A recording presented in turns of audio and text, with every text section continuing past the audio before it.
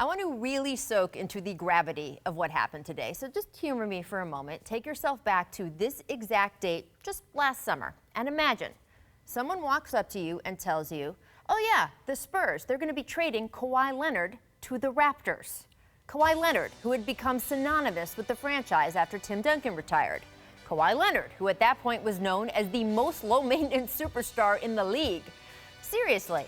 Last July, aliens landing on Earth would have sounded more likely, although it's already happened. I guess, honestly, if you told me now that aliens were going to land on Earth and sign with the Golden State Warriors, I would believe you with that. So maybe that's not the best example. You're wearing a Iguodala jersey. Anyway, a year ago, we had no signs this was coming, but what a year it has been. Kawhi playing just 9 games, a huge fissure opening between him and the organization, pointed public quotes over just how serious his injury was, trade demands, intrigue with the LA Lakers and LeBron James, and now getting sent to Toronto in exchange for DeMar DeRozan, Jakob Poeltl, and a protected first-round pick. Just a few minutes ago, Gregg Popovich addressed it all as only he can. Take a listen. Kawhi obviously worked very hard to become the player he is. Our staff worked very hard to help him get there, and we wish him all the best as he moves on to Toronto.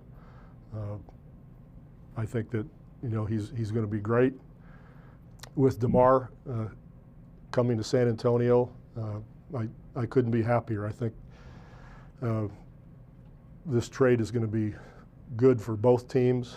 DeMar is obviously, a 4-time All-Star and an All-NBA player. He's been great in the community there.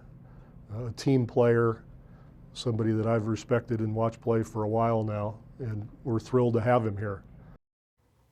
Pop also revealed he and Kawhi have been talking by phone recently, but he didn't really want to get into just how things became so unfixable between Kawhi and the team that this all became necessary. And it's possible we'll never get the full, complete, true story.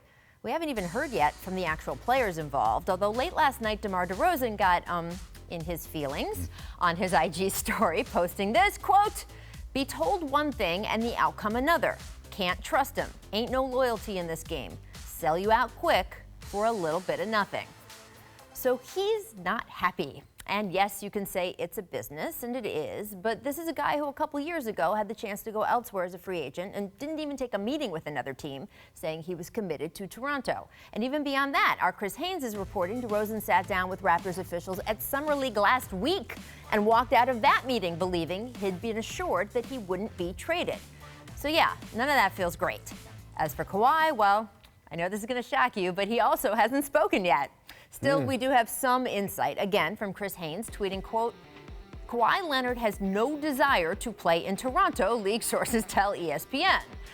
Of course, once Kawhi let it be known he wanted to be traded, it was never up to him where he was going to get dealt, but his representatives did make it very public. His hope was to go to the Lakers. And because Kawhi can become a free agent next summer, the idea was most other teams wouldn't offer much in the way of assets for fear Kawhi would be a one-year rental.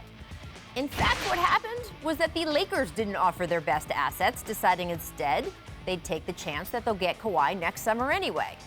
And this is where I will tell you that personally, I would have gone the other way. It is my opinion that when you get a player like LeBron, one of the top 3 best players ever, and he is turning 34 this year, you don't wait through a season of his dwindling prime. By definition, his prime is more valuable than almost anyone else's prime in the history of the game.